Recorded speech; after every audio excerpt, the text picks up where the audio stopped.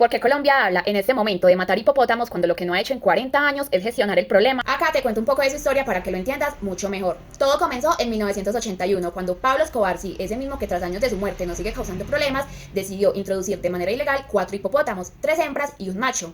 Pero después de su muerte en 1943, cuando la SAE interviene este inmueble que es la Hacienda Nápoles, no se hacen cargo de esta especie. Quizás porque no tenían conocimiento o porque simplemente decidieron no hacerlo.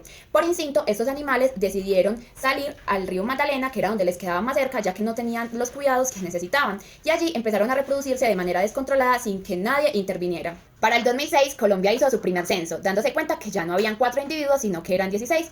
Así, año tras año, se fueron reproduciendo y expandiéndose por todo el Magdalena Medio, llegando incluso al norte del río. Hoy estudios hablan de que hay más de 169 especies, inclusive podrían ser 200.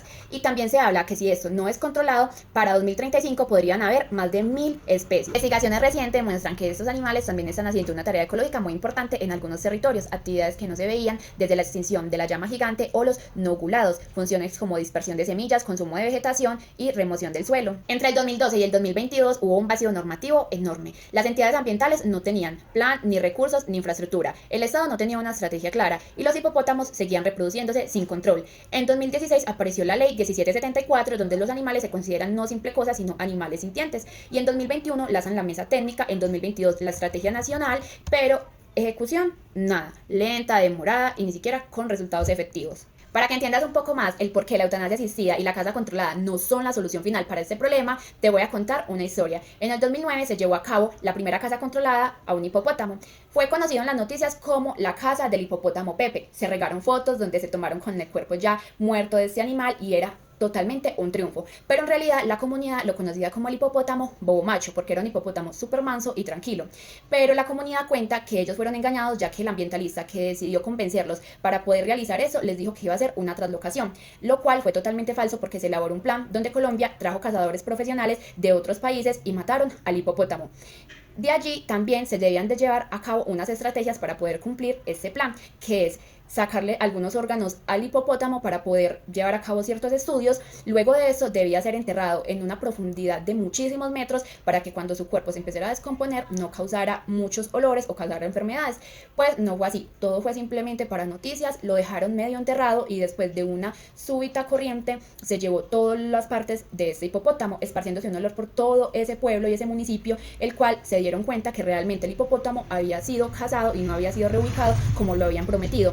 De allí la caza fue prohibida. Sí, el país entendió que la caza no era algo aceptado totalmente, ni por la sociedad, ni porque las entidades lo tomaran como la mejor solución. ¿Qué otras estrategias se han implementado y están en la mesa técnica del control de hipopótamos? Por ejemplo, la esterilización, que es el método más efectivo a largo plazo, pero sus problemas es que requiere un equipo especializado, logística, sedación remota, cirugía y seguimiento, y el Estado solo ha logrado esterilizaciones aisladas y tardías.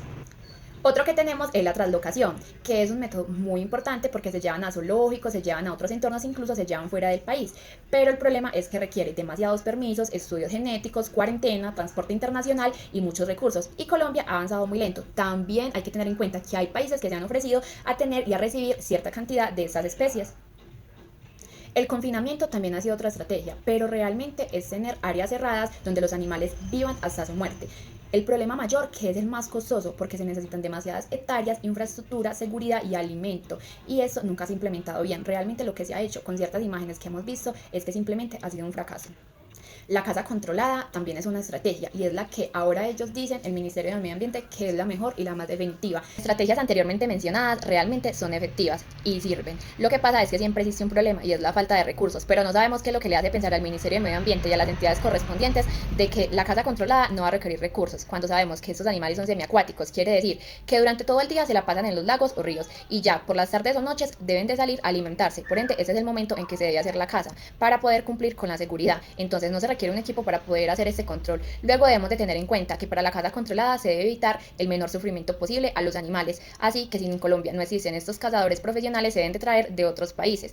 Es muy importante que por seguridad y sanidad de la comunidad, estos animales deben de ser enterrados en fosas de gran profundidad para evitar lo que pasó en la primera casa que se hizo del hipopótamo Pepe, que los desechos no se esparzan por toda la comunidad y esto genera enfermedades y malos olores. La casa controlada también causa rechazo social, nacional e internacionalmente, que es lo que hemos visto últimamente con opiniones tan divididas. Genera tráfico ilegal de crías huérfanas, que esto está sucediendo aún sin ni siquiera iniciar la caza. Fragmenta manadas y dispersa más individuos y sobre todo incrementa el riesgo para las comunidades porque los animales estresados en realidad ahí sí pueden ser realmente agresivos con ellos. Bien, es muy importante tener en cuenta que hace poco se trató de realizar una caza controlada porque era necesaria a un hipopótamo que se portó agresivo, no con la comunidad, con los habitantes, sino con otros animales como lo eran caninos, equinos y bovinos, con aplastamiento.